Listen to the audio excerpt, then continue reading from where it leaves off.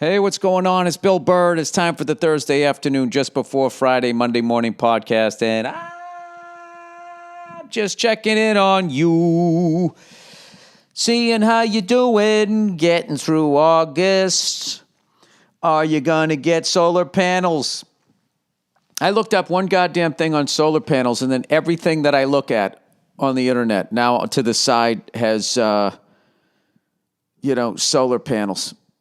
Unfortunately, one of my great friends in life passed away this week, and I was looking up some flowers, a floral arrangement for him, because I can't go back to the funeral with all this fucking COVID shit. And as I'm sitting there, fighting back tears, trying to find a New England Patriot floral arrangement for my buddy, I'm getting a fucking advertisement for solar panels on the side. Like that's what I'm thinking about.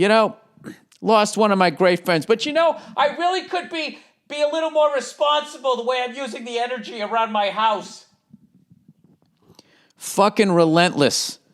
Relentless advertising. Yeah, so the great Wayne Previdi. I met him on my third stand-up show ever.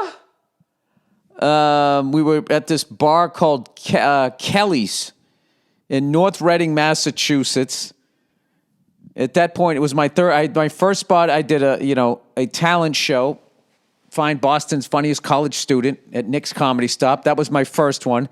Then I did the open mic night at the now defunct Stitches Comedy Club, and I did okay on both of those.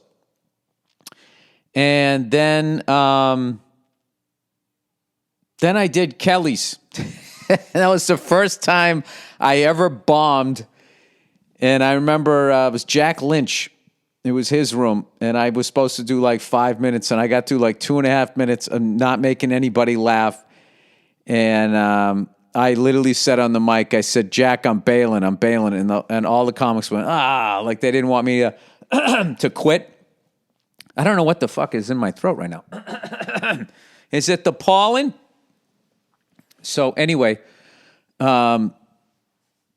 ended up going up that night. It was the first time I saw him, and I don't know what it was. I just became friends with him, and through all the fucking ups and downs of this business, living in the same cities, living on opposite coasts, I just never lost touch with the guy. We always fucking called each other and just talked sports and all of that. And yeah, man, I cannot. It was one of the big, as many friends as I lost, was a huge shock. And yeah, I'm just going to miss him. That's all I can say. I'll tell you a couple of great Wayne Previdi stories. All right, this one is not my story. This is actually one that Mike Clark from Giggles told me. So anyways, Mike and Lenny were in San Diego, and they were doing a charity golf tournament. And, knocking the old golf ball around or whatever. And then, they look at the Patriots schedule, and lo and behold, they're playing the San Diego Chargers at fucking Jack Murphy Stadium. So they go, well, they're playing tomorrow. Why don't we just hang around? We'll go to the game. So they say, yeah. I go, all right, cool. So, the Clarks are fucking royalty in Boston. They hit up Robert Kraft, and he goes, yeah, fucking come on down. Watch it in my owner's suite. So they go down to that fucking dump of a stadium that they never fucking repaired, but the Chargers still shouldn't have left. I mean, how nice does it have? As long as the field's nice, what the fuck are you bitching about? Still don't understand that move. Still do not understand that move. But anyway, that's how sports franchises are. Unless you buy me a new stadium once every 30 years, we're going to fucking leave. Although that was 50. So anyway, so they go to the game. And they're sitting there, they're watching the game. And as always, the Chargers probably had a chance to beat us and then for some reason took a dumb penalty or whatever dumb shit that they did. So they're watching the game, and all of a sudden, Mike notices Robert Kraft with a big smile on his face and kind of laughing. He's like, what are you laughing at? He goes, look at that. He didn't say, look at that fucking guy. That's how I would say it. He goes, look at that guy over there. And they looked into the crowd, and there was this like lone Patriot fan going nuts with a bunch of, Charger fans around him. He didn't give a shit. And Robert Kraft was laughing, going, look at that guy. We need fans like this guy. This guy's crazy, right? So Mike looks down and he sees and he goes, holy shit, I know that guy. And it was Wayne Previdi. And he had gone to the game, I think, with one or two of his other friends. And he was going so fucking nuts cheering the Patriots that the owner of the Patriots spotted him in the crowd. So Mike ends up yelling down. He goes, Wayne! He turns around. He's like, hey, Mike, how you doing? He goes, come on up. So he fucking goes up there. And he meets Bob Kraft, and he's just like a guy, same way I did. He just fucking loved the guy. He goes, you're such a great fan. We need more fans like you. And Wayne, as always, was totally humble and was just talking the Patriots. And, and then within like 5 seconds or whatever, a minute of talking to him, Wayne is such a fan that he doesn't give a shit. I mean, he cares that he's meeting Robert Kraft, but he's right back into the game and continued to go nuts in the owner's suite like he was sitting in the crowd. And I just know that Robert Kraft, I just seemed like he had the same feelings about, that same vibe that he put out. And Wayne, of course, being Wayne, didn't fucking try to get Robert Kraft's number, never hit him up for tickets, didn't try to pitch him a fucking Patriots reality show. It's just how he was. And I don't know. I actually drove around Hollywood looking at all the places that we hung out, all the gyms. I was a member of a couple of gyms with him. The only time I ever put up 225 in my life, which was a big thing for somebody who came of age in the 80s. You wanted to have the two fucking plates, the 245s on each side, right? And his thing is he wanted to put up, 315. Because he goes, when you had 3 plates, that's when the bar starts to bend a little bit. So, now my shoulders paid for all of that. But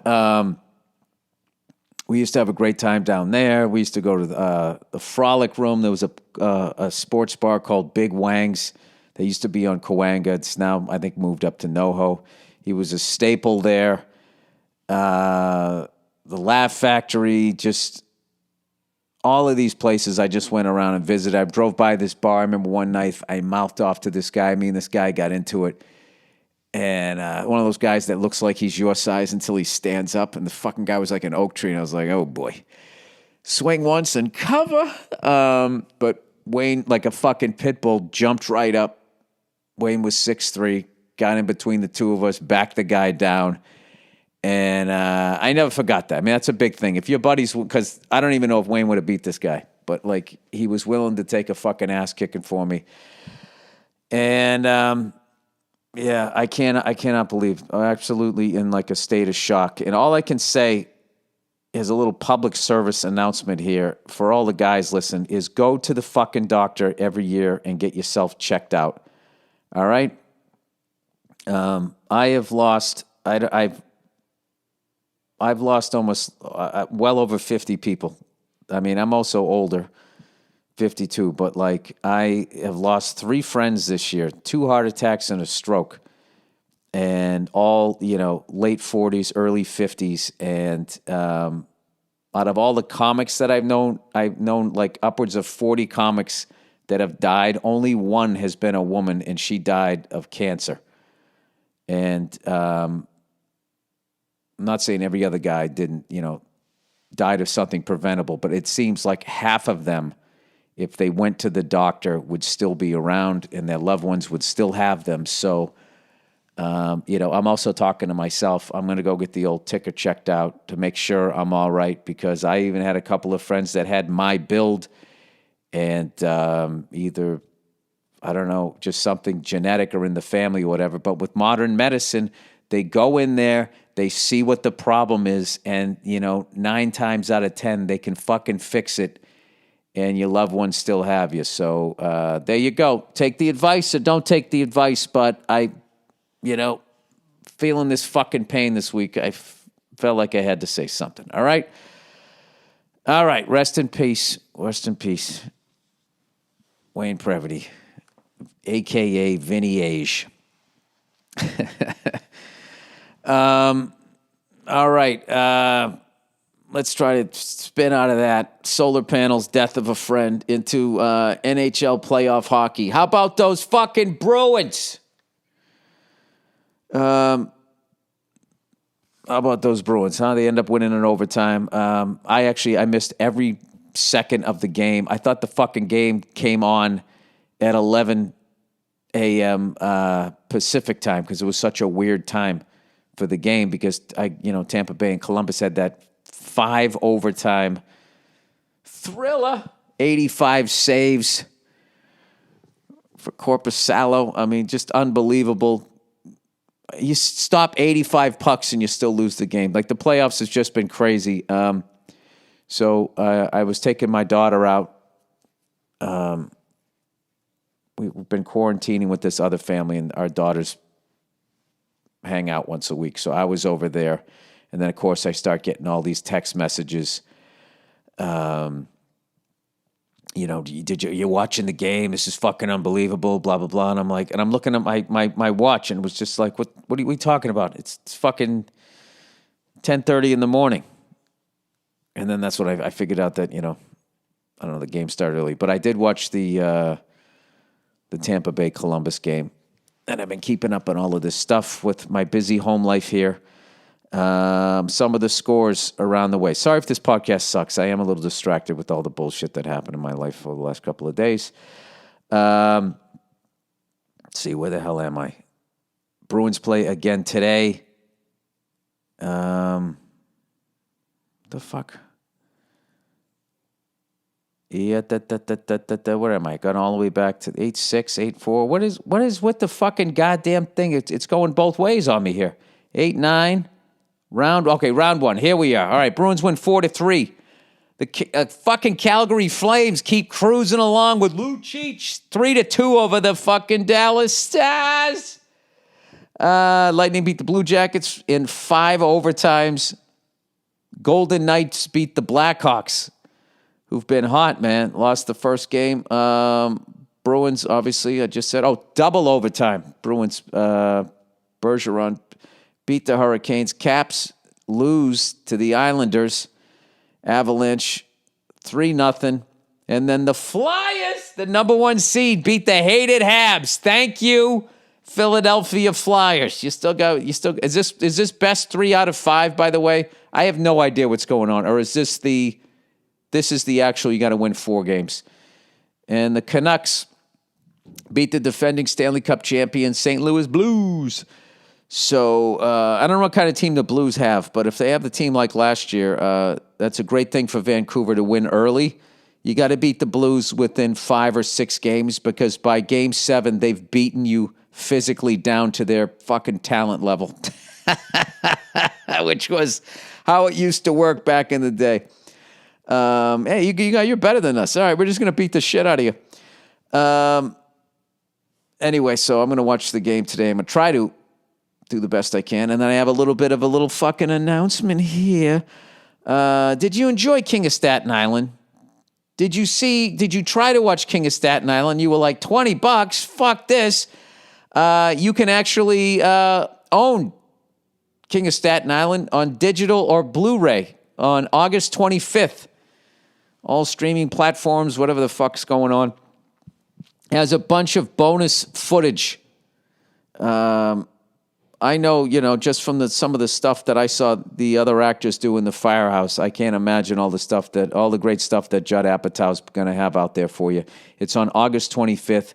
A great movie during a difficult time in the new normal, whatever the hell you're supposed to say. It's a great comedy with a lot of heart, starring the amazing Pete Davidson and the legendary Marissa Tomei. Steve Buscemi, I mean, it's got a lot of talent in there. And then a big red mustache comes in every once in a while.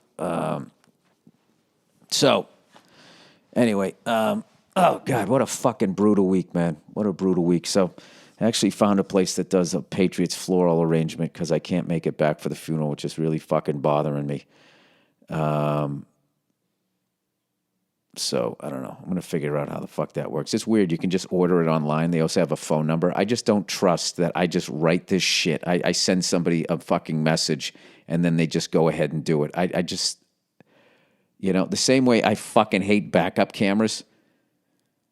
You know what's funny? I've gotten so used to the backup camera in my car. When I drive my old truck, I start backing up, and I'm not even looking.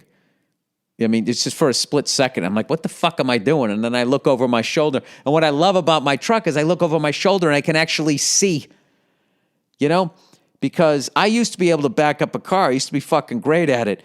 And with the video cameras, I suck. And when I look over my shoulder, you can't see anything out the back window because there's the backup camera, which totally affects the design now. So I just use the side. Once I use the side mirrors, I fucking crush it again. That's the only way I know how to get out of my driveway. I gotta use the side mirrors. That stupid beep, beep, beep, beep, beep, beep, beep, beep, beep, beep, ooh, starts doing that because a leaf on a fern is near my car. And I'm like, what the fuck am I gonna hit? What am I gonna hit? And it's like a grasshopper jumped on the side of the fucking car. I feel like a cat or a toddler ran out behind me. So anyway, Dean Del Rey, as always, hooked me up with a fucking, I've been redoing my little podcast studio here, and I got an old school fucking hi-fi that has like AM, FM radio and all of that type of shit. I'm going to hook up my my turntable to it. I got these sick-ass speakers. I'll have the names of all the shit that I have, you know, when we get it all hooked up tonight. And the first song I'm playing, of course, you got to play Back in Black. I got to hear the way this sounds. And Dean was literally telling me, he's like, you're not even going to be able to turn this thing up a quarter of the way. This whole fucking office is going to be vibrating. So I'm pretty excited about that. As far as like a nice old school thing to have. It was such a big deal when you were growing up. You know, if you bought a new stereo, AM, FM stereo, dual cassette.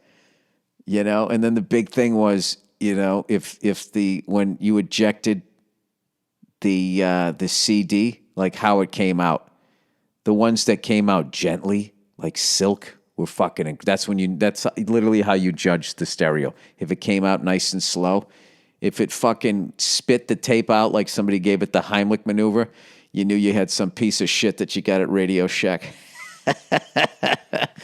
We used to go to.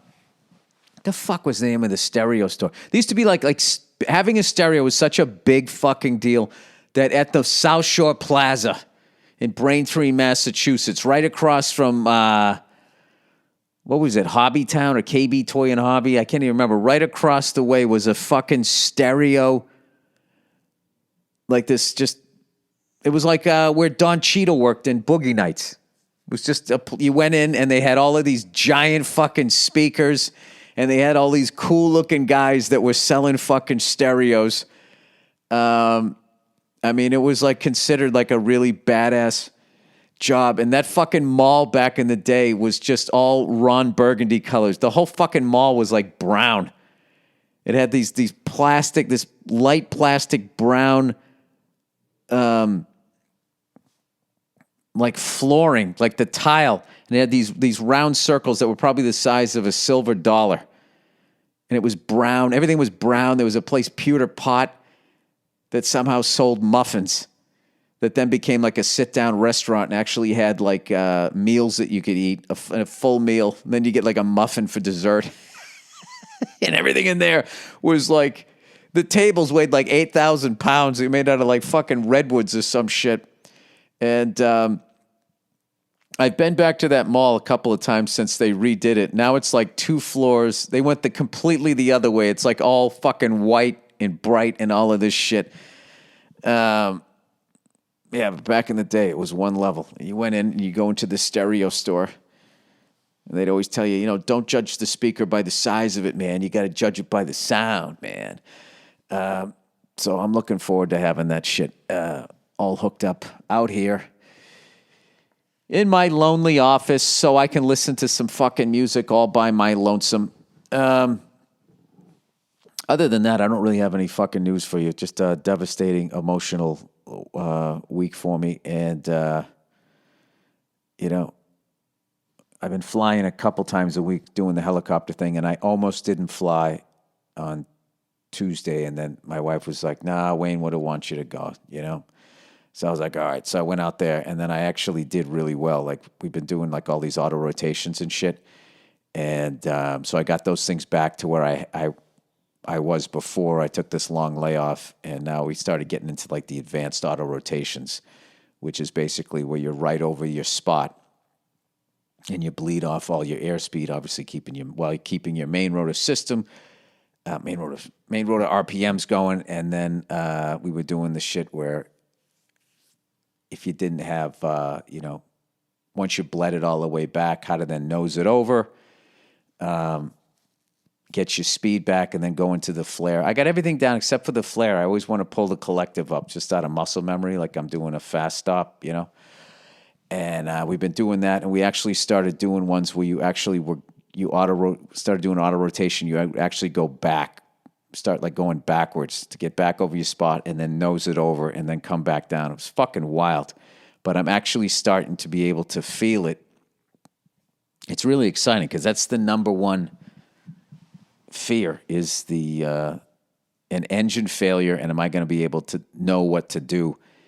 And you'd be surprised the amount of people that get their license and they just don't practice those things enough. I don't know why the fuck you would do that to yourself, but I do it all the goddamn time, and I want to be able to just like, put that thing into a fucking parking space backwards right over the spot. And, and then eventually, I don't know if I ever start touring again, I'm trying to find a couple of people to go in on something that has a little more weight to it. I'd like a fully articulated, three-bladed, basically an A-star or something like that. An A-star, essentially. But A-stars are kind of weird, though, because when you auto-rotate in those things, I heard when you do an auto-rotation, when you hit the ground, you still have to slide a little bit, which is weird to me. I actually know a guy that just had an engine failure in one of those things, and he put it on top of a fucking building, right on the goddamn pad. Total stud, just fucking landed the thing, and then had to run out and go do a gig. And just jumped in a car and then did the gig, and he was halfway through the gig, and then he got like sick to his stomach and had to go to the bathroom and fucking puke because he hadn't emotionally dealt with that he almost died because he had this gig he had to go play. It's fucking wild. Why do I do this shit? I don't know. I don't know. My fucking brain's all over the place. Let me... I'm trying to hold it together here. Let me read a couple of the advertisements here. All right, everybody, look who it is. Whoop, there it is. Whoop, WHOOP, Whiskey Hotel Oscar Papa. Whoop is a fitness wearable that provides personalized insights on the performance of your sleep, how recovered you are, and how much stress you put on your body throughout the day from both your workouts and the normal stressors of life. Whoop has been using respiratory rate to help members detect potential signs of illness before other symptoms develop. Jesus Christ. Can it detect, heart attacks and strokes? That'd be amazing. Whoop has recently, I imagine you can use a lot of this information towards that. And give it to your doctor. Whoop has recently partnered with, I'm an old dad. I'm going to get one of these things. Has recently partnered with Strava, so you can now upload your activities automatically from Whoop to Strava with recovery, sleep, and other metrics. Whoop tracks all 4 stages of sleep: slow wave, REM, light, and awake. Awake? That's part of sleep? The fuck is that? Is that sleeping with your eyes open? And can tell you... What does that mean? You're sleepwalking through life? And can tell you how much sleep you've gotten down to the minute. Their sleep tracking has also officially received third-party validation. Sleep Coach... I'd like to know what the third-party validation is. Sleep Coach is custom tailored to you and calculates your sleep need based on a variety of data points with the ability to set levels to perform, or get by, depending on what is planned for the following day. Why would you ever choose anything but peak? You must be out boozing. Strength Coach is a feature that allows you to plan your workout to hit your target exertion level. Plan the workout that your body is truly ready for. Check your progress in real time and finish your workout when Whoop has let you know that you've pushed your body hard enough. Whoop has a really smart charging system where their battery pack slides right on top of the strap so you never have to take it off to charge. You won't ever have to worry about losing a night of sleep or missing a workout. Whoop is offering 15% off when you use the code Burr at checkout. Go to whoop.com, WHOOP.com, and enter the code Burr, B-U-R-R, to save 15%. Sleep better, recover faster, and train smarter with Whoop today. All right. Oh, look who it is, everybody. It's fun time. Sports are back, and that can mean one thing. DraftKings. The hits really keep on coming. From one MMA event to the next. This is fascinating to me. They grow in excitement and anticipation. UFC 252 is no different with two of the sport's most respected fighters stepping into the octagon this weekend.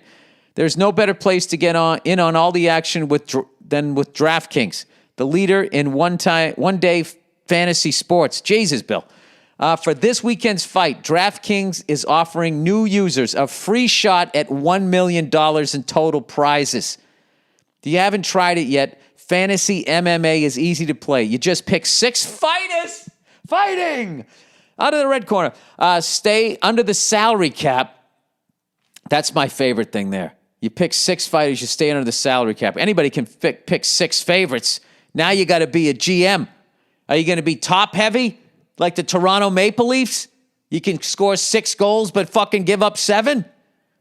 How are you going to do it? Where the hell am I? Stay under the salary cap and pile up points for advances, takedowns, and more. There's no better way to put on your MMA knowledge to the test, to put your MMA knowledge to the test than to compete for a free shot at $1 million in total prizes. But if MMA isn't for you, don't worry. DraftKings is offering plenty of fantasy contests for all the sports that have returned to action.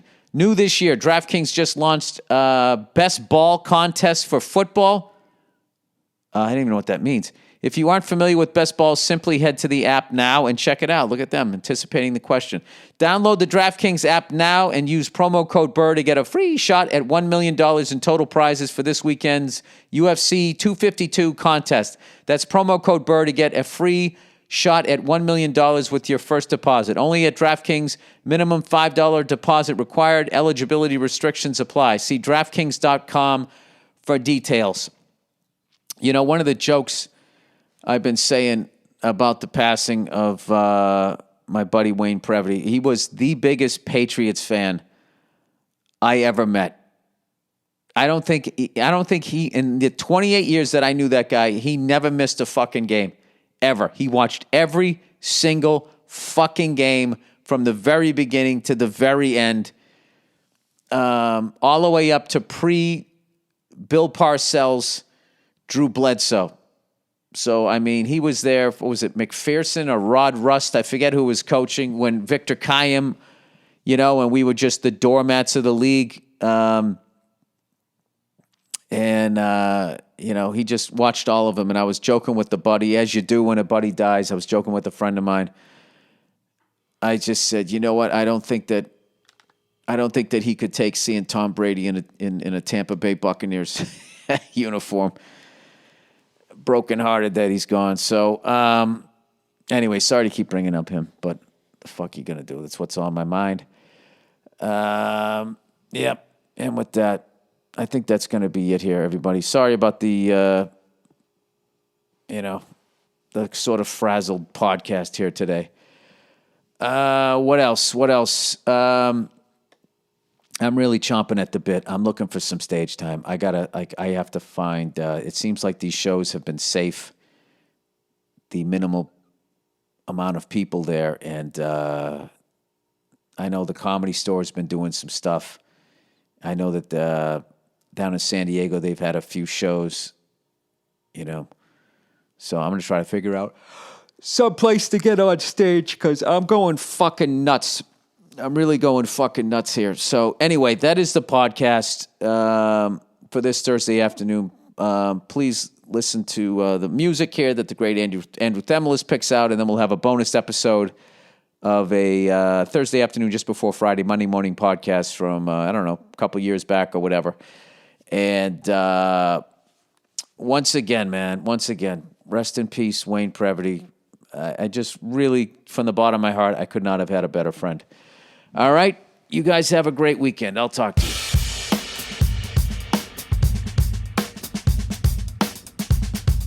Hey, what's going on? It's Bill Burr, and it's the Monday Morning Podcast for Monday, August 13th, 2012. How the hell are you? How's it going? August 13th, can you believe it? Only 3 more weeks of the summer, right? But thanks to global warming, you can still get a tan right through the second week of October. You know? Enjoy it, folks. This is the golden age of global warming. You know, this is before a polar bear swims up to your fucking apartment. You know? All those fires in the middle of the country. Who cares? Those are flyover states, right? That's just our food supply. I've always thought it was funny the way people make fun of those states. You know, because they don't have, what, a water slide and a giant fucking skyscraper. All of a sudden they don't count. Yeah, all they're doing is fucking, you know, providing nourishment for everyone in the state. I'm sorry, everyone in the nation. All they're doing is growing enough food to feed the world, but we don't, right? And I think that's a good thing. I think a good thing that we don't feed the world. There's too many fucking people, and that's why the polar ice caps are melting. It has nothing to do with V8 engines. Okay? There's too many goddamn people. So what I'm going to do eventually in 25 years when I get famous enough is I'm going to put together my own collection of musicians. And we're going to do We Aren't the World. All right?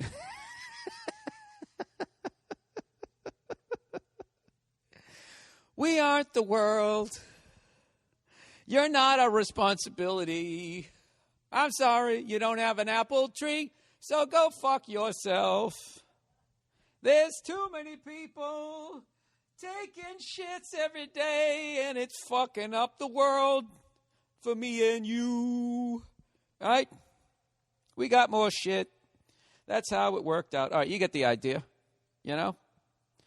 I wonder who that would actually return that fucking phone call.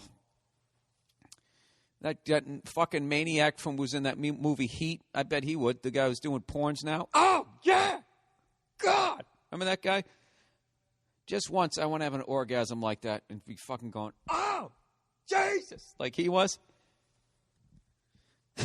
Like somebody kicked you in the nuts. Anyways, you wouldn't believe this right now, the way this is going in, where I'm saying don't save the world. Okay? Let them go. That's how I would run for office. Excuse me, non-Senator Burr, I was wondering what you thought about the problems in Croatia, Rwanda, Dan. I don't give a shit. I mean, I think it's terrible, but, you know, the more people die, the more fresh air for us. That's how I look at it. You know, as long as it isn't anybody with our flag on their shoulder, I think that would be okay. That's appalling. That's a realistic outlook, lady. Okay? You want to be on the ship that's sailing towards surviving? I suggest you change your attitude. Next question. You over there with the striped tie. No, the other guy with the striped tie. And the receding hair. Yes, you. I'm not answering that. Go fuck yourselves. It's a figure of speech. Jesus Christ. I actually have a giant announcement. Giant. A big for me. Okay? I have a big announcement for me. All right? I'm pregnant. I just found out, and I'm really excited for myself. No. I've been telling you guys that I recorded a stand-up special in the wonderful District of Columbia back in March. And ever since then, you guys have been asking me, hey, Bill, when is that special coming out? Well, on this week's podcast, I will be announcing when my special comes out. But not right now. For some stupid reason, I'm going to wait until the end. just like one of those dumb shows on TV, you know, where all you need is one piece of fucking information. They just try to drag it out so they can get in 8 minutes of advertising and somebody can have a yacht, right? Now I'm fucking with you. I'm going to do it right out of the gate. That's how I do it. Because I'm not playing the game, man. Okay. My new special is entitled You People Are All the Same, and it will premiere exclusively on Netflix. It's the only place you're going to be able to see it is Netflix. Why do you ask? Because I love those guys. They show my entire special. It's unedited. It captures the exact level of ignorance that I wanted to put out there. I love those guys. So it's going to be premiering exclusively on Netflix this Thursday, August 16th at 6 a.m. Pacific time. So for all you grumpy people out there, that's 9 a.m. Pacific time. All right? It'll be available to all Netflix members in the United States, Canada, Ireland, and the United Kingdom. Well, isn't Ireland part of the UK? Hey, Nia, isn't Ireland part of the UK, or at least Northern Ireland is, right? I just lost everyone in fucking... And Nia's making a face. We went over there. We learned this. We went on the double-decker bus tour, and they told us what the lady and the king owned, right? Remember that? Yeah, it's the United Kingdom, as far as my understanding, is England, Wales, Scotland, and in Northern Ireland. That's what it is. It's Northern Ireland. My apologies to everybody keeping it real in Southern Ireland, as opposed to all those sellouts in Northern Ireland who are just fine with that big-eared douche telling you what to do. Is that what you're telling me? How many beer glasses am I going to get thrown at my fucking head if I ever go back, if I go up to Belfast? Anyways, I'm just fucking with you guys over there. All right? Hang on a second. What'd you say?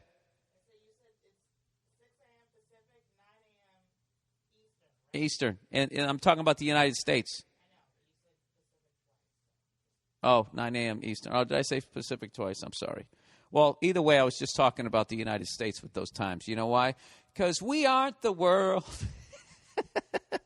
So I'm really excited that it's also going to be in Canada, Ireland, and the UK because I go to those places.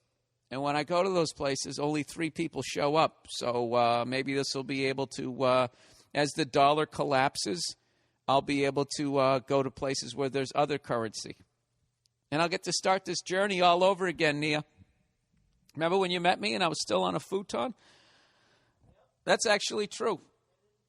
It is true. Okay, so my new special, You People Are All the Same. It's going to premiere exclusively on Netflix this Thursday, August 16th, 6 a.m. Pacific, 9 a.m. Eastern. And what's the difference? What's the difference between here and, 5 hours to England? You guys figure it out with your fucking metric system. You know,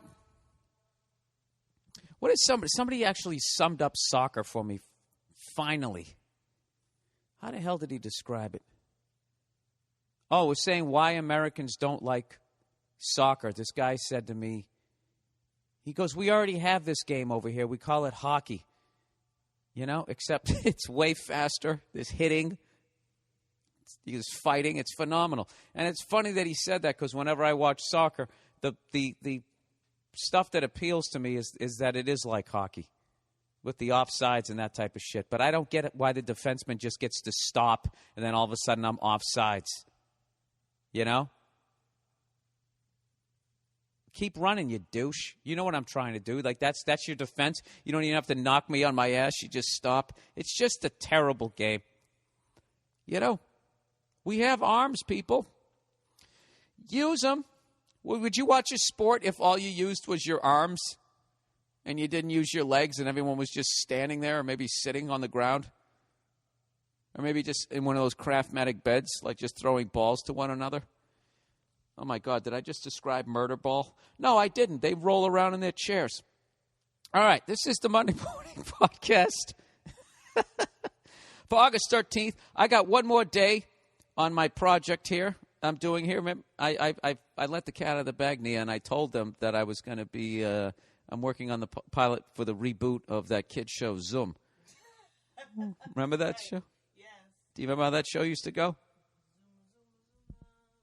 I don't know. I don't remember. Did you try that song again? No.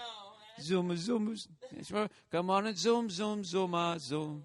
We're gonna zoom, zoom, zoom, zoom. That's what was the song in the 70s. Come on, give it a try. Before my time. We're gonna show you just why. We're gonna teach you to fly high. It was a drug reference. That whole thing was take drugs. Come on, give it a try. We're gonna show you just why. Why? I don't want to do LSD. Come on, give it a try. I don't know about. Come on, we're going to show you why. Just take the shit. We're going to teach you to fly high. And everybody had the same striped shirts on. We're doing a reboot of that without the drugs. All right.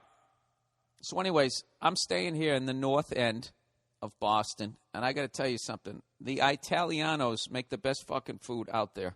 Bar none. Go fuck yourselves. I don't want to hear it. If you're into Thai food or you like Scottish fucking, what do Scottish people eat, Nene? What the fuck? What is it? Haggis. Yeah. What was it? That's like what? That's like Shetland sheepdog balls with some bangers in the mash there. By the way, when I talk about Great Britain, I should state that like Scotland is less than thrilled to be part of it. That was the vibe I got when I was over there. This is really just my ignorant Travel Channel show this time, isn't it? So anyways, we've been staying here in the North End, and all I've been doing is eating Italian food. I'm having a great time. But as of last night, I was finally fucking sick of it when I had some gnocchi, which is basically potatoes with wallpaper paste and a little bit of, what was it, pesto that they put on there. You know, I had to have something fucking Irish. But I never used to come over to the North End. You leaving, Nia? Okay, bye-bye. Just like I said to that old lady in the wheelchair. Bye-bye. Bye-bye. What a sport. I actually woke her up and kicked her out of the hotel room so I could do this, you know? Hey, if you want to come back later, I have another microphone if you want to do the final fucking 10 minutes. I know people are dying to know what's going on in your life. They are. It's true. I thought you were going to slam the door on me. That would have been great. A nod to Jim Norton. Anyway, so we've been hanging out here. I got fucking octopus coming out my fucking ears. No, I've eaten way too much Italian food. Even though I love it, I'm done. Okay? I've had fucking tortellini. I've had fettuccine. I've had fucking spaghetti riti. I've had everything. I had a ragu. That went right fucking through me. I wish, it would be great if there was a website that had a picture of a bunch of people's different faces when they ate something that moment when they realize it's going right through them and they realize that they're in a public place, it's going to get ugly, and they're doing the math on how far away the nearest private toilet that they know is versus how bad that feeling is in your gut. Let's just say I wrapped it up pretty damn quick with the person I was with. Anyways, and then they had some big festival down here, some sort of religious thing where they had a picture of, they had like Mary and everyone was putting dollars on her. I don't know what the hell that one is. I felt like I was in some sort of Scorsese movie. And then they were playing this Frank Sinatra music, which is it's just the best music ever. It just makes you feel like you're a fucking millionaire. You know, they started playing the summer wind. You know, the summer wind, it came blowing in from across the sea, right? And of course, it sounded amazing. And then for some stupid fucking reason, they just, right as I'm hearing the beginning of that song, you know, that fucking little keyboard starts playing. And then the little fucking hits with the horns. And you're already swaying as you're walking down the street. I'm walking towards it, right? Just mesmerized. And all of a sudden, this fucking out-of-tune voice starts singing with it. And I realized they're doing Sinatra like karaoke. And it was some little girl going up there. And she was so fucking flat and off. I couldn't, and I like, it was like Frank singing like the summer wind came blowing in. And she's on top of that with her fucking 8-year-old high-pitched voice. From across the sea. I can't even do it. My voice is shot. And I was like immediately turned in the other direction, and I was trying to get out away from it. But the way the North End is set up with all the streets diagonal and all the buildings close together, it was just echoing down all the streets, and I couldn't fucking get away with it. So I had to go up fucking Causeway Street, right past the bridge that goes over to fucking Charlestown that you saw in the movie The Town, and I walked up to the Garden, Boston Garden, and I looked at the Bobby Orr statue, and I got to admit, from the side, it looks like Bobby Orr, but when you look at the face, it looks like that bit I used to do where, remember the old man face bit from my last special? Do ya? Well, do ya? That's what it looked like. I don't know what it is about those fucking statues. They can get everything to look like the guy except for the face. You know? The Magic Johnson statue doesn't look like him. The Bobby Orr statue doesn't look like him. The Michael Jordan statue, it doesn't look like him, even with the tongue sticking out. It's I don't know what it is. They can't make the face. They can't get the face right. Really, Bill? Is this the level of fucking shit that you think is interesting to us? Oh, go fuck yourselves. All right, let's do a little bit of let's get to a dilemma here. No, wait. I got some other stuff to talk about first. Before I forget, yeah, we actually took a water taxi.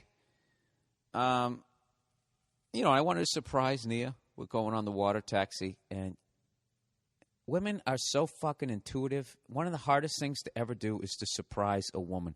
The second you start thinking, God, I hope she doesn't notice. God, I hope she doesn't fucking ask me X, Y, and Z. It's like they sense it. They're like fucking dogs. They just pick it up and they'd be like, what's wrong? What's going on? Nothing. Why are you yelling at me? What's going on? Freaking out. I was going to fucking surprise you with this fucking boat ride. Well, you don't have to yell. They're unreal. Like, I don't understand why every interrogator on the first 48 isn't a fucking woman. Their ability. That's one of those things that nature gave them because nature knew. Right? Nature knew. That fucking Eddie Nature, he knew that that guys could just beat the shit out of women. And there were no laws in place. Back in the day, you could just whatever you wanted to do. If she gave you a rough time, you just balled up your big fucking caveman fist, hairy knuckles and all, and you fucking cracked her right in the fucking nose. And it bled all over her woolly mammoth two-piece that she was wearing. And that was the end of the discussion. So, they had to adapt. So fucking Mother Nature gave them this fucking, I swear to God, I can't get away with shit. It isn't possible to surprise Nia. I can't fucking, it drives me nuts. I don't understand why there's not more women in the World Series of Poker. All right, Bill, we get it. They can pick up what you're doing. That's what I'm saying. So I was sitting there trying. I fucking finally just stopped, and I said, will you stop fucking up this surprise? And then she just laughed. Probably because it made her feel more secure. Right? Well, good. That's good to know that I can tell when he's fucking acting weird. So if he ever did try to be deceitful, I would be able to pick up on it. You know what I mean? Fucking maniacs. So anyway, I take her on this water taxi, right? I bring her over to one of these little fancy fucking foo-foo stores where they go walking in, where they have the Lady Gaga wear and the fucking, who's another one of the whores that they all think is just amazing fashion sense. Did you see the meat dress? Oh, my God. Not the meat dress. They obviously don't like that, but they like that fucking veil-in-the-face shit. Don't they? Don't they all? Isn't it fair to just lump them all into one category and then just say something ignorant? I think it is. I think that's totally fair. So anyways, we're riding over on the water taxi, and it's fucking tremendous. The guy driving, it's an ex-fucking fishing boat captain. So he's loving life. He's got this great job. He doesn't have any crew that he has to deal with. He doesn't have to go out of the harbor. He just gets to cruise around on this little boat, so he's in a great mood. He's making Nia laugh, and he's breaking my balls. Where you taking her? Oh, make sure he gets you something expensive, blah, blah, blah, and all that shit. We're having a great fucking time. So as we're going over there, right, all I'm doing is and by the way, if I ever had a boat, that's all I would do. I would just go around the harbor. There's no way I would ever go out to sea. I'm terrified. Did you see that fucking video of that guy just sitting in the ocean and that hammerhead shark just circling around him before they fished him out? You know what I don't get? I don't get why I can't just be in the ocean treading water. Like, why that just immediately makes sharks go, oh, what the fuck is that? I'm not bleeding.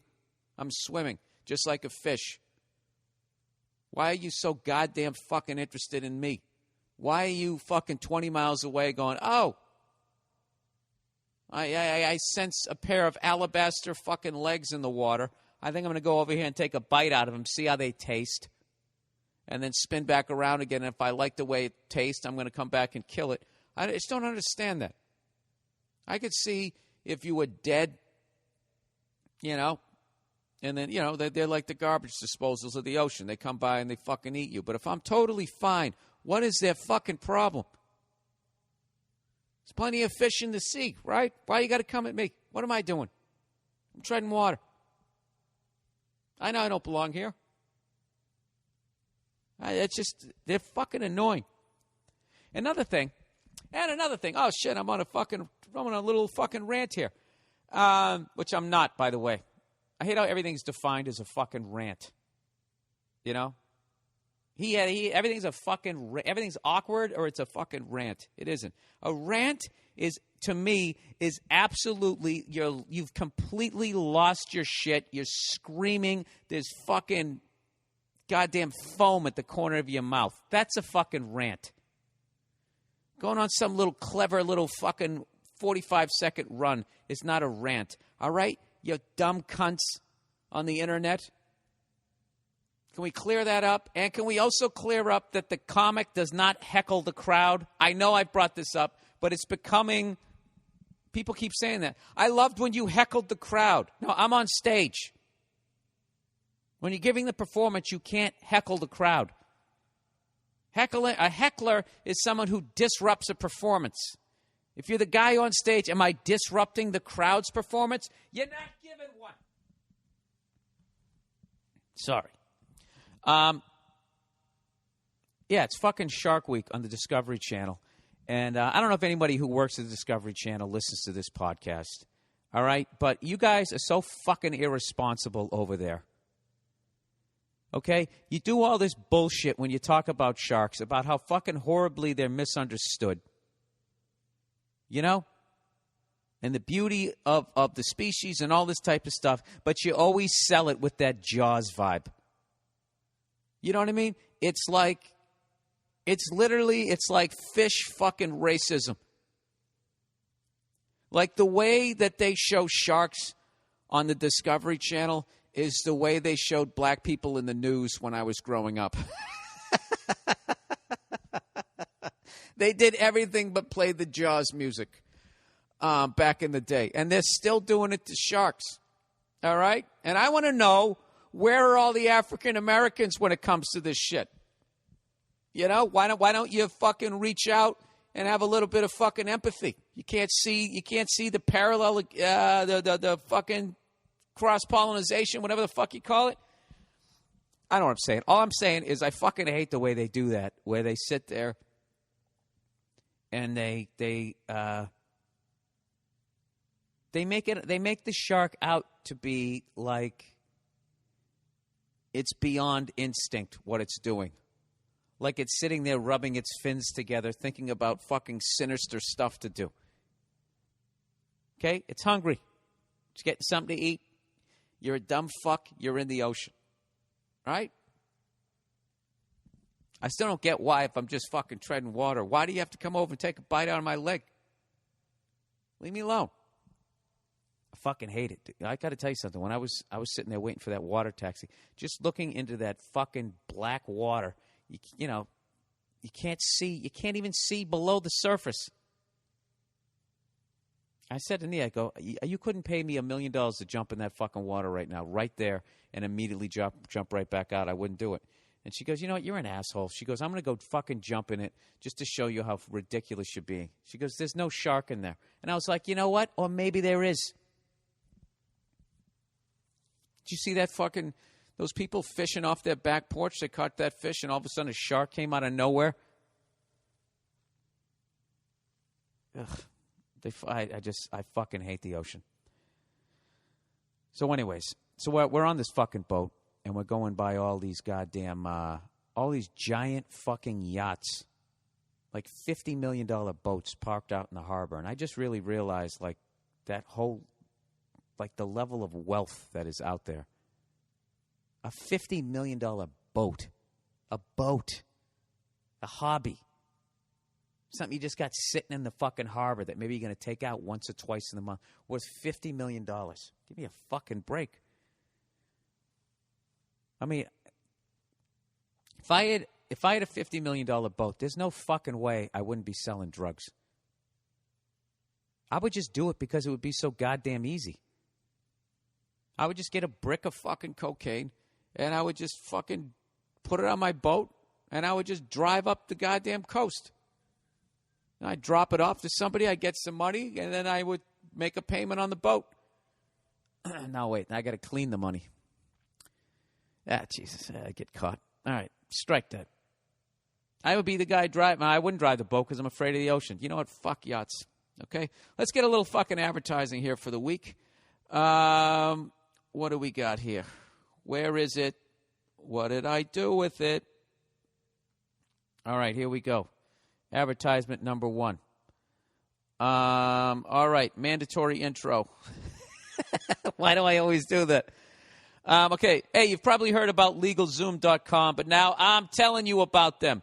So you got to check them out. These guys are great. All right, if you've been waiting for the perfect time to start your dream business, it's right now. Incorporate your business or form an LLC at LegalZoom.com, starting at just $99. I paid $1,500. You can do it for $99. And if you have a family, guess what? You need to make sure they're protected. You can protect your family and assets with LegalZoom, with a LegalZoom will for just $69. Look at this. Setting your whole life up. You're still under $200 here. In the past 12 years, over 2 million Americans have used LegalZoom for LLCs, wills, trusts, trademarks. Come up with an invention. You don't want somebody to steal it. Or when they do steal it, you want to be able to sue them and then come, settle out of court. And then you get a yacht. And then you're doing your thing. You can even trademarks and more. They've saved hundreds, even thousands of dollars versus going to a traditional lawyer. LegalZoom's online process guides you step by step, and you get total customer support. It couldn't be much easier. They even have an attorney to help you if you need to get through their legal plans. Start your business and protect your family today at LegalZoom.com. You also get a special discount from listening to this podcast. Make sure you enter Burr, B-U-R-R, in the referral box at checkout for more savings. LegalZoom is not a law firm, and self-help services are provided at your direction. There you go. All right, that was painless, wasn't it? I actually have to get a will done, and I have been putting that off because I'm superstitious when it comes to that. I feel like if I start to write a will, that means I'm saying to the universe, like, all right, tapping out, I've had enough. But I got inspired to do it this past week. One of my relatives passed away, unfortunately, and had to go to the funeral, but this person had it all worked out right down to their outro song. And I underrated picking the music for your funeral. As morbid as that is, you got to realize we're all going to go someday. And this funeral was fucking awesome. It was a celebration of a life, and there was way more laughing than crying. And I think a lot of that had to do with the music. Fucking outro music. Wheeling out of the church when the Saints go marching in. was this person's favorite song, and it was the shit. And I really got inspired. And I was sitting there going, what the hell would it seems like, old people's, like, their music is appropriate. It's such great music that it's appropriate for any situation. And I'm really trying to think, like, of the music that I listen to. All that heavy metal and fucking Zeppelin and AC/DC. I mean, I can't have any AC/DC playing as I'm wheeled out. Half of that's about the devil and going to hell. I don't want to put that out there. Didn't have those 3 things from Ghost come up. Remember that shit? And drag me down. But I'm telling you, underrated. So I want to know from you guys, all right, when you kick the bucket, tell me about how you're going to do your funeral. How would you like it to be done? And outro music and all that type of shit. What are you going to do? You're going to go in the box? You're going to get cremated? This is fucked up, huh? You got to make these decisions. And if you need to make a will, go to LegalZoom.com. Bam, there you go. In and out, right there. All right, what else happened this week in the world of sports? Dwight Howard went to the Lakers, an absolute shocker. An absolute shocker that yet another guy who couldn't win a championship somewhere else is now going to go pile on with the Lakers. It's ridiculous. They have literally become the New York Yankees of the NBA. Every fucking year they do this. And I want Kobe Bryant to start getting some shit for this. If you're going to give fucking LeBron James shit for leaving Cleveland and piling on in Miami, then goddamn it, Kobe has had people fucking coming to him for his entire goddamn career. 15 fucking years in a row. And they got the nerve to sit there and compare this guy to Jordan. Look at the fucking teams this guy has been on, and go back and look at those Chicago Bulls teams. And I want you to start telling me, Dennis Rodman is the only fucking free agent that I can really remember that they signed. All right, and it was one fucking guy. Kobe gets 2-3 guys every year. Oh, it's ridiculous. It's absolutely ridiculous. I'm telling you, as a crabby old man, these are not your father's championships. These are not championship teams. There's no difference between these championship teams and that rich kid whose first car is like a fucking goddamn Maserati because his dad is rich. All right? You know what's so fucked up about these teams? And I include the 2008 Celtics in this. That was a bought and paid for championship. I know they put the work in. I know all of that, but it's not the fucking same. This is the funny thing about these pile-on teams is I remember as a kid when you'd be outside at recess and we'd start picking teams. If they got too lopsided, kids would be, whoa, wait a minute, that's not fair. People would flip out. And they'd break up the teams, and you'd balance it out. Where I was from, it was called smuck teams. I don't even know where that came from. But these are smuck teams. These teams are smuck, which meant it was bullshit. You had Shaq and Kobe and all these fucking guys on one team. It was going to be a goddamn bloodbath. All right? And even as second and third graders, we understood how fucking pointless it was to then go out and play the game if you had all the most talented people on one fucking team, right? So we broke it up, and we would have it evened out, and we'd have a great game during fucking recess. Now, if we can understand that, why can't full-grown adults understand that in these leagues, in professional leagues? Why can't they understand that? All right? But if that's the way it is, I accept it.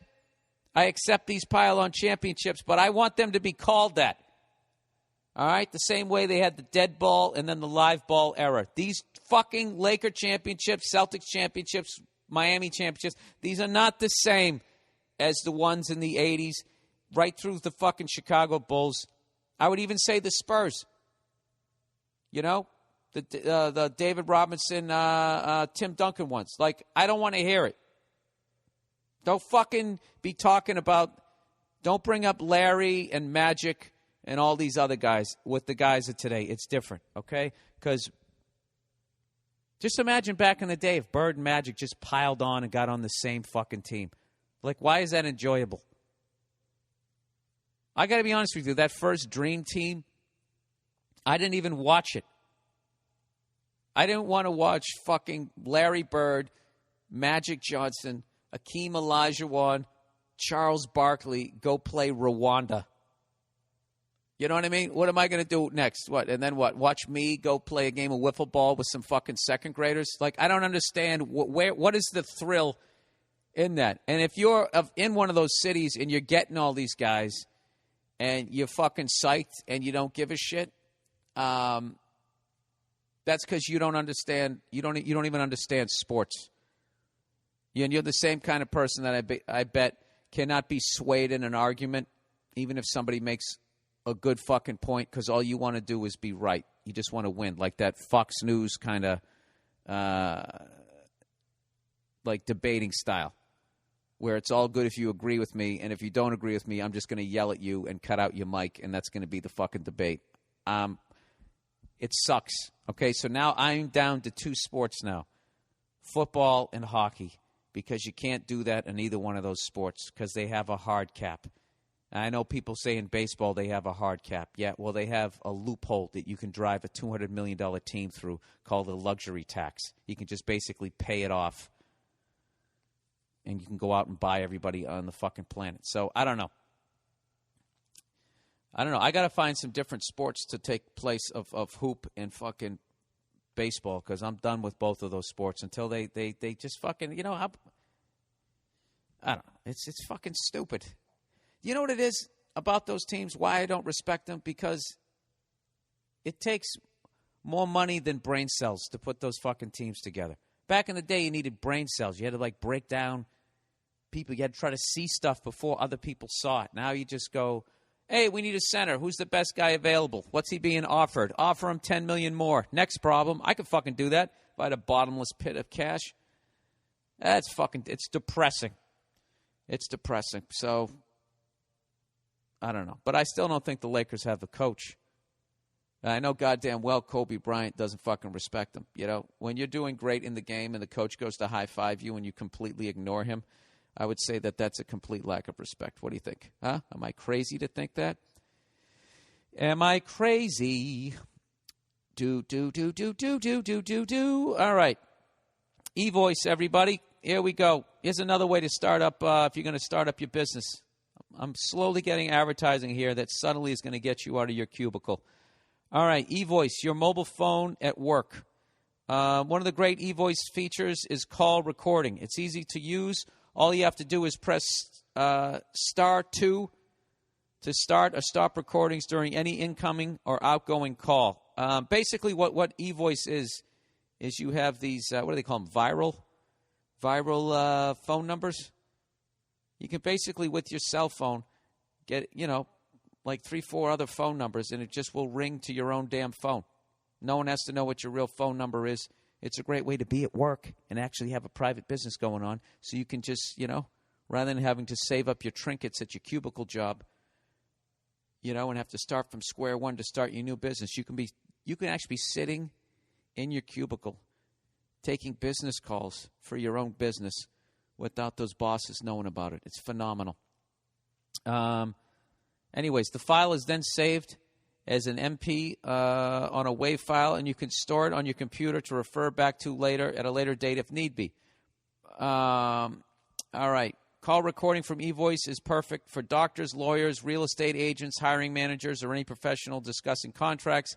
It's even great if you just don't have a pen handy, or you're in the car driving and can't write something down. Other eVoice features include call forwarding, music on hold, voicemail to text, toll-free numbers, and 1-800 numbers. For a free 6-month trial, go to www.evoice.com/Bill Burr, or go to the banner on my podcast page at billburr.com. Yeah, it's phenomenal. You can have conference calls with up to 90 people. It's just a great, and they actually have professional voice actors that will, give you some little fancy outgoing message. So it actually sounds like you have an office when you don't. It's phenomenal. eVoice, everybody, go check it out. All right, back to the podcast. All right, what do we got here? Let's get on with dilemmas here. Dilemmas. Okay, hey, Bill, would you rather have as many gold medals as Michael Phelps or as many Super Bowl rings as Joe Montana? Well, do I get to be Joe Montana? See, and that's that little dilemma. I don't know if I'm Joe Montana. If I'm going to have as many rings as Joe Montana, I want to be Joe Montana or Jerry Rice. I want to be somebody that they remember. I don't want to be the fucking left tackle, protecting the blind side or whatever the fuck's going on there, right? I don't want to be that guy. I want to be somebody that somebody remembers. Ronnie Lott. Or be Michael Phelps.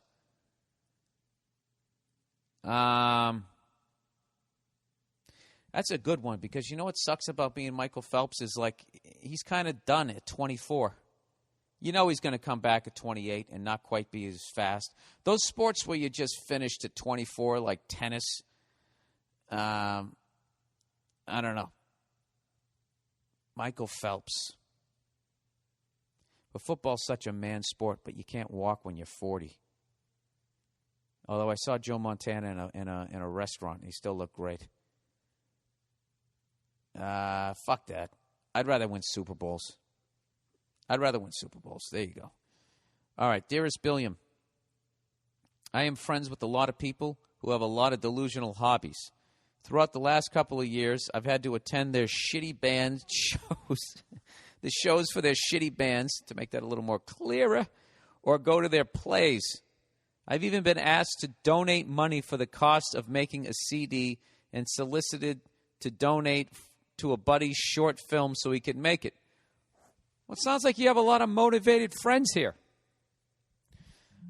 What are you? Are you the hater? Maybe he's right. Let's read the rest of this before I judge him. I repeat, a short film. Well, I made a short film with the teen idol sensation Joe DeRosa and Robert Kelly, who's on a new fucking TV show called The Bronx Crew or something like that on FX. Like, no joke. He's like the lead in a goddamn TV show. Bobby! Huh? You know how great it is to see that for him? I've watched that man for 20 years on stand-up, doing plays and all that type of shit. And he hung in there, and he kept swinging. He put his fucking head down, and bang, look at that. It's fucking phenomenal. Anyways, all of this wouldn't be so bad. Yeah, we made a short film. It got into the Tribeca Film Festival. You know? Joe DeRosa is now on his way to having a little burgeoning, directing career. All right? Don't knock a short film, sir. You have no idea where this could go. Anyways, he goes, all of this wouldn't be so bad if all of their stupid hobbies didn't always end up costing me at least $40, from donations to cover charges at the gig they're playing, etc. The most recent one is a friend's improv class showcase, where I get to watch a bunch of amateurs put on a show with a 2-drink minimum and ticket costs. Exactly what I want to do with my free time. Now, my question is, can I just start a blanket policy of not going to any more of these and not donating without coming off like a complete dick? I want to make the improv show my last event, then never support the hobbies of my untalented friends that constantly piss my money away. To put it bluntly, my friends' events aren't exactly the same as you going to support Dane Cook and the producers. He probably had the decency to comp your ticket, and any help is greatly appreciated. Well, dude, what you have to understand is that Dane didn't start off starring in the producers at the Hollywood Bowl. We did open mics in shitty restaurants, and we had to learn how to do stand-up. Look, if you're always having to go to these things, I understand that, but, you know something? I wouldn't want you to come to my show if I was starting out. You just seem really, annoyed by the whole thing. You're going to have a negative vibe, and I just would feel like I would be on stage as I'm trying to learn how to do stand-up, and I would look out at you, and you would have, your eyebrows up, gee, are you done yet? Really? You thought that was funny? You wouldn't even be smiling. You'd just be staring at me like, was that the last one? Can I go now? Can I leave? Sir, it sounds to me like you need a hobby. All right? You need more of a social life, and then you wouldn't have time to go to all your friends' plays and all this stuff. I find it weird that you don't do any of this shit. You know, that you have people making short films, you know, people in bands, and you know, people in improv classes. You're kind of spanning the performance rainbow there. Yet, do you perform? Do you want to perform? Why aren't you a performer if you hang out with all these performers? I don't understand what's going on with you, sir. Did you go to some high school for the gifted, and by the time you realized that you weren't gifted, it was too late, and you just stayed there? So now you're going to school with all these future Fiona Apples and all that type of shit, and you're going to watch them play an acoustic set at the corner of some Subway franchise, and you've had it? I don't know what it is, sir, but you know what? Be your own goddamn man. Just say, listen, I don't fucking want to go to any of your shit anymore. All right? I don't have the money or the time. I would rather see the completed. Call me when you make it and give me a free ticket. And then you can be the guy when they do the early days. You'll be that guy. You know? You'll be in one of those documentaries where nobody from the band. That's always like a major red flag when they're doing a documentary on a person, like an actor or a band or an athlete, and that person, the subject isn't in the documentary, and neither are any of the person's immediate friends. And then they always go to a guy like this guy, like, yeah, I used to see him go on in front of fucking two people. You'll end up being that guy. You know? Well, this is the thing, sir. If any of those people make it, you better not be that douche who said, I always believed in you. Because you don't believe in these people on any fucking level. So I would just fucking make sure you had other plans.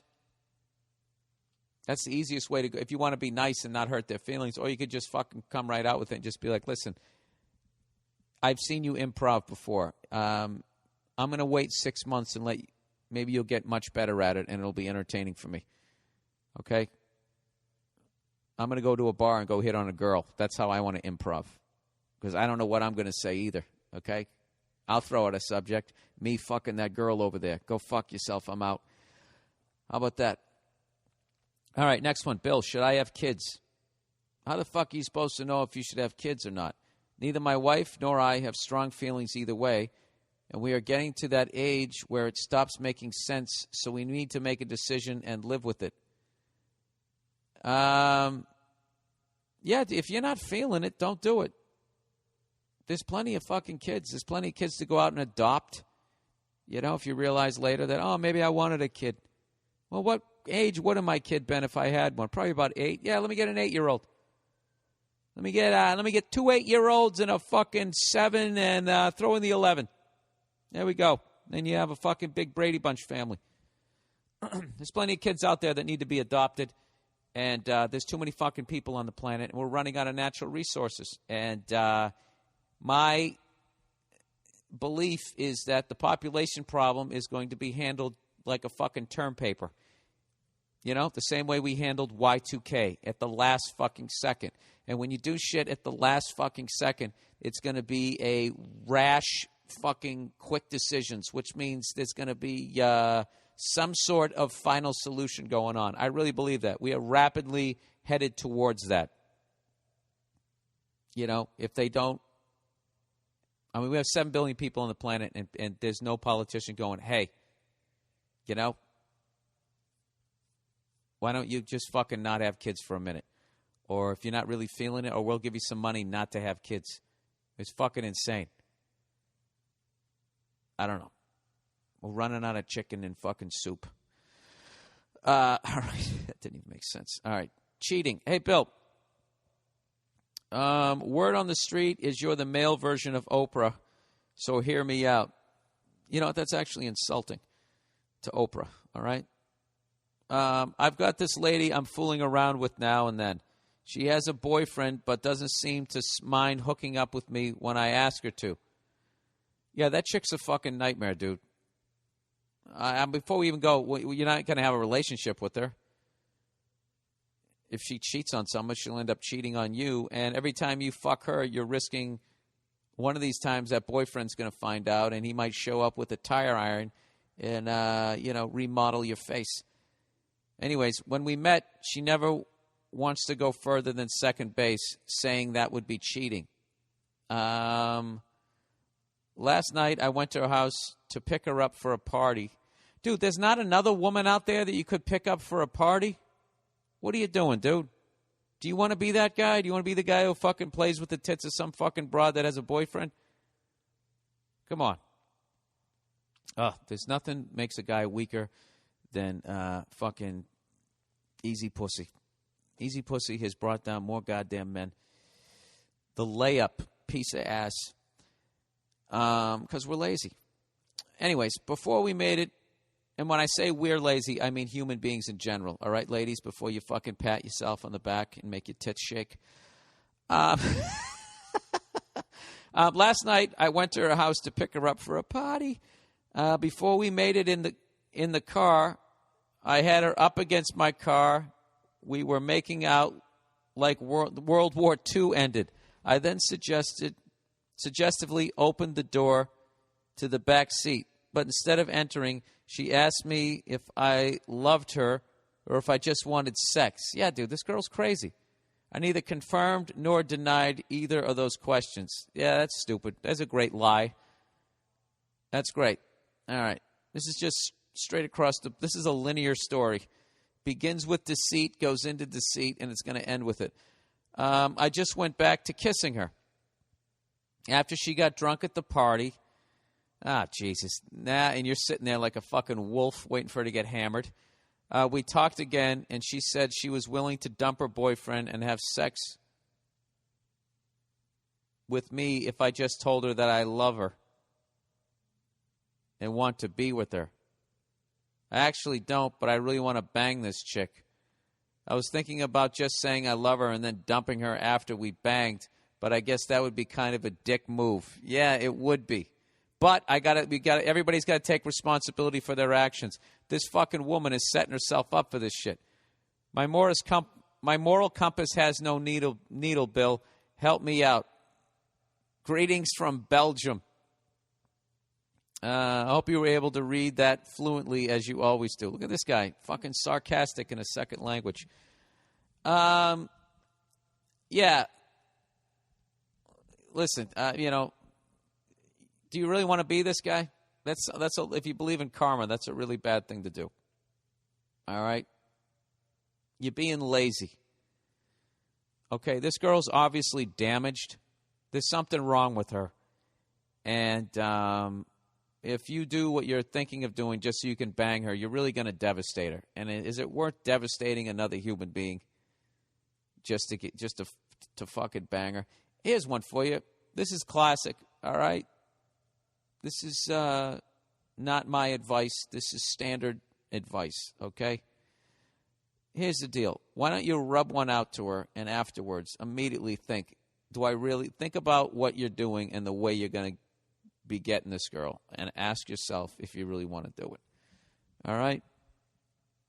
And then act accordingly. And if you still want to do it, please don't ever get a job in a corporation, because you will move up that ladder in 20 seconds. Oh, my God, he's a sociopath. He has no feelings. He doesn't care about people.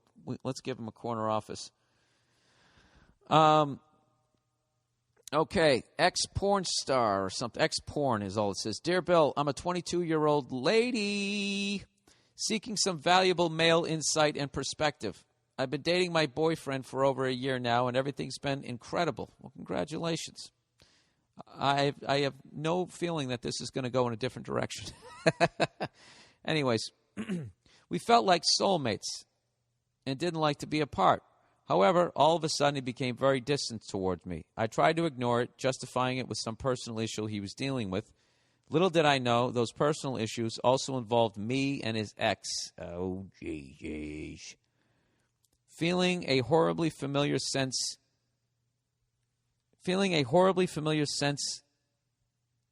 infidelity deja vu. I think you skipped a word in there. I did something awful I could kick myself in the face for. I looked through his laptop. I know it's a really despicably dick thing to do, but I needed some strand of truth, even if it would break my heart. I got to tell you something. If he was being a good guy and you did that, that's a piece of shit thing to do. And the fact that he was giving you the I'm cheating on you vibe, and you still felt like a piece of shit by going through his emails, you're a good person. You're being too hard on yourself. What are you supposed to be? You know, that person in Goodfellas who's content to be a jerk. What am I supposed to say, that my boyfriend cheats on me? See how I switched it up for you? Anyways, I read an email he wrote to his ex-girlfriend expressing his lament about being with the wrong person. Well, there you go. It's over. Game, set, and match. It went on about how amazing she was and how any other girl, me, would only ever be second best. This prompted me to look through his photos, and I found some recently opened but only nude pictures of her. This hit me really hard because unlike regular porn, nude pictures of exes hold something sentimental value I don't appreciate or think is appropriate. Well, that's about as lightly as you can put it. Yeah, you should definitely not appreciate that. He actually knows that woman and banged her. Putting myself in this conundrum, I couldn't bring this sensitive topic up without admitting I invaded his privacy, although my hunch was right. I know I was wrong in looking through his personal shit, but is it wrong of him to still masturbate to naked pictures of his ex even after he reassured me he had deleted them? How would I go about talking to him about this? Or is this situation better left undiscussed now that we are on better or closer terms? I appreciate any piece of advice or opinion greatly. So go fuck yourself? ?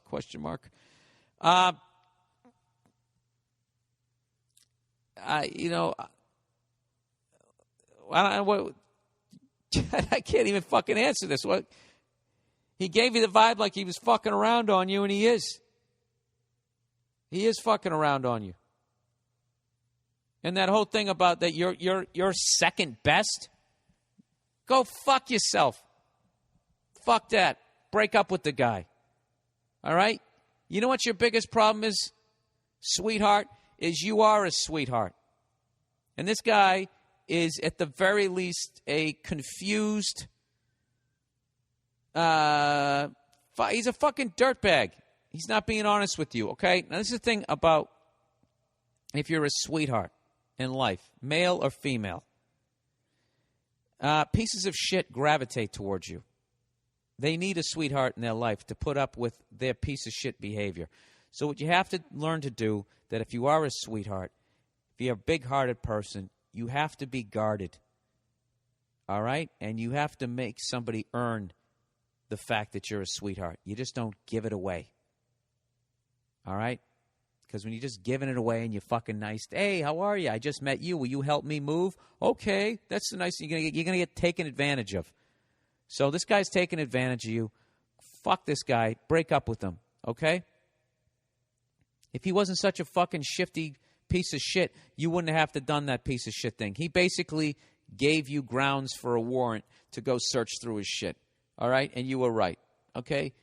Although you didn't get a warrant. You kind of did it like the rogue cop who now has to throw his badge on the desk, yet still go out and solve the fucking crime like all those 80s cop buddy movies. But you were right. You deserve better. Fuck this guy. All right? You should break up with him, even though it's going to hurt. All right. So you know what? I think that's going to be the podcast for this week. A little under an hour. I know that's shorter than what you're used to, but I gotta upload this and send it to my guy to give to you guys that you're now listening to. And by the way, I was on. Did you guys check out Breaking Bad? I was on Breaking Bad last week, last night, and everything. I didn't get a chance to watch it, but it's always weird watching yourself anyways, but I love that show, so I have to I'm actually 2 episodes behind, but I peeked at my Twitter and I got nothing but positive things, thank God, so I appreciate everybody saying that, because, you know, this acting stuff is new to me, all right, so all the compliments you gave me really makes up for the fact that you break my balls about my podcast every week, so thank you to anybody who wrote something nice on Twitter. That really made me feel good. And go fuck yourself to all the people who are now going to write mean shit because it's funny, which it is. But I don't care. The honest reviews already came in, so have at it. Have a good time trashing me. I don't give a fuck. That's the podcast for this week. By the way, I'm going to be down Nantucket Wednesday night, I have a show Wednesday night down in Nantucket. There's still tickets left. It's going to be a great show where I basically perform to like fishermen in the fucking Illuminati. It's going to be a really interesting mix of people. And I'm really excited to go down there. Beautiful, beautiful island off the coast of Massachusetts. And what else do I got? You guys want to hear some of my other upcoming dates before I bring this mercifully to an end? What do I got? Oh, Jesus, Bill. Why don't you have things ready? Why don't you have things ready? I'm going to be at the Orlando Improv beginning on September 7th, and then on the 8th and on the 9th. I've never been there before. And I got Caroline's on Broadway, New York City. Rescheduled that from the one that I moved in July. It's going to be September 20th, 21st, 22nd, and 23rd. And that's it, other than, what do we got here? Oh, Jesus. Hang in there for a second. I got one other thing that I want to tell you about. And that would be, oh, here it is. Here it is. Real quick, Amazon.com, people. If you want to support this podcast and the Wounded Warriors Project, just go on to the podcast page on BillBurr.com, click on the banner ad, the Amazon banner ad, and then go to Amazon and buy something. You don't have to do anything else once you get to Amazon. If you buy something, Amazon kicks me a little bit of money, and I throw 10% to the Wounded Warrior Project. And Gamefly.com. Anyways, thanks for clicking the Gamefly banners for your free two-disc, 2-week free trial. Over 40 people did that last month, so thank you very much for that. And hopefully you enjoyed the service. You enjoyed your 8,000 games that you could try for 2 free weeks. If you want to be part of those people who are doing it, having a great time playing video games instead of paying attention to their significant others, and you want a free 2-week trial, you can go to Gamefly.com/Burr or the banner ad on my podcast page for your free trial, and enjoy all the video games you can play. That's it. You guys have a great week. Go fuck yourselves. Don't take any shit, and I'll talk to you next week.